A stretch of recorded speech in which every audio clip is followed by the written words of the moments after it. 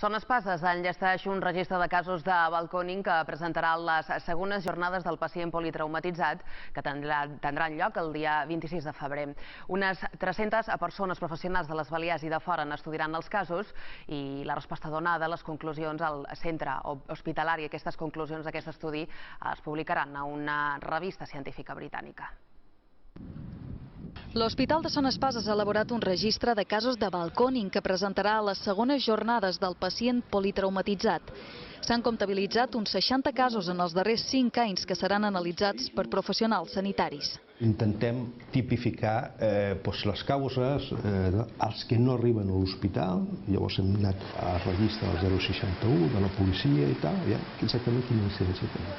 Tot això està recollit i quin tipus de lesions, perquè són lesions diferents que un atropell, per exemple. No hi ha, des del punt de vista científic o des de la literatura científica, la definició de balcòning. Què és? El senyor que cau d'un balcó, el senyor que intenta passar d'un balcó a l'altre i cau, el que estira perquè hi ha una piscina a baix.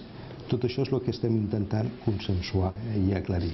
Son Espases atén anualment 250 pacients amb politraumatismes greus que ingressen a l'UCI.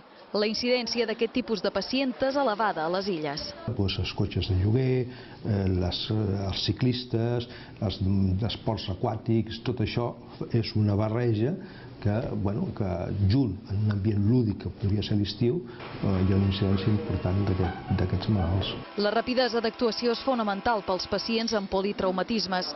És la primera causa de mort en persones de menys de 40 anys i la primera causa d'invalidesa i tetraplègia en joves.